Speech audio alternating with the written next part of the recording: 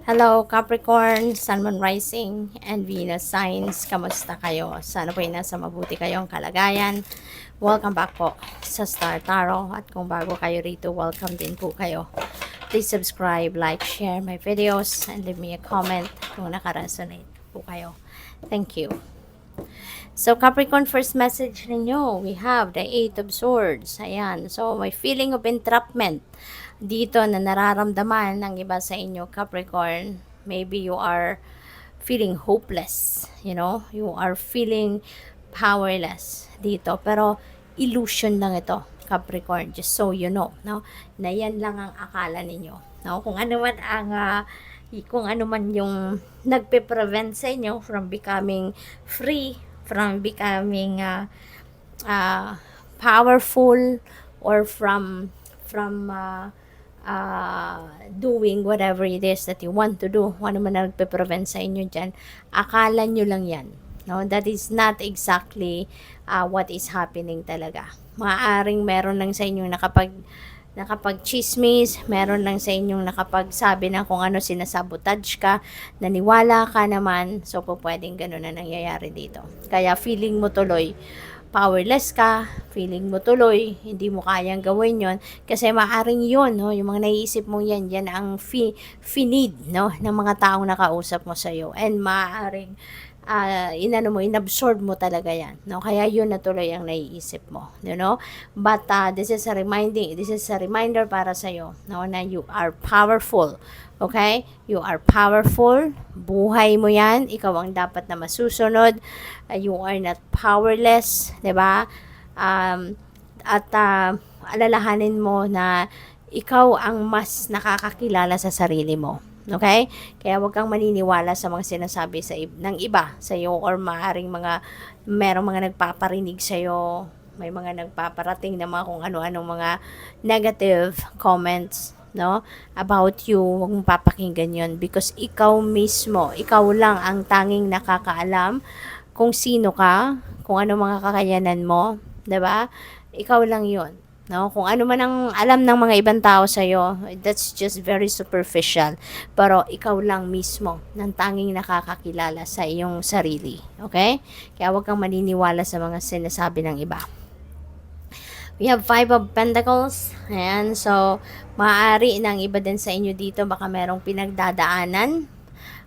Financial hardship. May mga problema sa pera. Maaaring siguro may mga bayaring mga bills, may bayaring mga financial obligations sa school ng mga anak, or kung ano man, mga kailangan sa bahay, 'di ba? Or whatever. So, maaaring merong possible na financial difficulty, no, na nararanasan ng iba, no, may financial hardship, but that's wag kayong mawalan ng pag-asa. Okay, Capricorn, always hope for the best possible outcome, kasi the divine universe knows kung kailan mo kailangan ito, no. Kaya umasa ka lang, no, na ikaw ay tutulungan, ikaw ay magkakaroon ng dadating na biyaya, people will be helping you. Kailangan mo lang din na mag-reach out sa tao, no? When you need help, don't hesitate to ask for help. Huwag kayong magdalawang isip, no? Kung lalapit ka sa isang tao, for sure, meron tutulong sa'yo. Okay? You just need to try and try and try. Alright?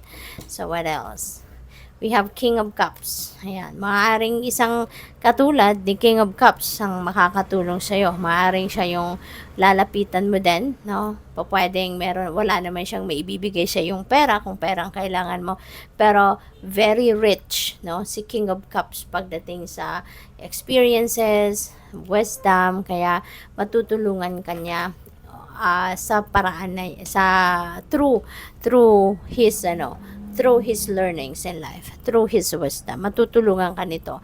Pwedeng yung taong ito ay makakapagpagaan ng inyong pakiramdam. Maaaring ang taong ito makakapag-encourage sa'yo na lumapit ka. Baka may mga referrals na pwedeng ibigay sa'yo yung taong ito na makakatulong din sa'yo, no? Na meron kang mga taong malalapitan, no, na pwedeng makatulong sa'yo materially. Okay? So, what else? Merong nalaglag. We have grace and gratitude. True gratitude, joy expands. Patuloy lang kayong magpasalamat, no, sa lahat ng biyaya na natatanggap ninyo sa buhay, Capricorn, kasi the more na tayo nagpapasalamat, mas maraming dadating pa na biyaya at mas magiging masaya ka, no, sa buhay. So what else? We have impasse, reflect and redirect your energy. Okay, so kasi nga dito negative energy ang mga ito, so it's about time na for you to do some kind of reflection, mag-re-evaluate ka, no, what is happening in your life, mag-re-evaluate ka of what you have done, no, to get to this point, at para ma-redirect mo yung energy mo at mabago mo ito, makagawa ka ng adjustments, no, so that you will feel better, or you can create a more positive situation sa buhay ninyo. Okay? So what else? We have vast vistas, expand your horizons. Alright? So maaari na meron ditong travel ang iba sa inyo na gagawin. Maybe you are going to travel home.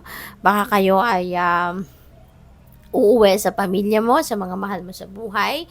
Baka ikaw ay manggagaling overseas pa, no? Or baka ikaw ay papuntang abroad. Pwedeng ganun din. O pwedeng galing abroad, uuwi ng Pilipinas, or baka ay galing Pilipinas at papuntang abroad, no? So, may mga ganun. So, depende sa inyong sitwasyon. But, I can sense travel dito, no? Kaya, good luck po.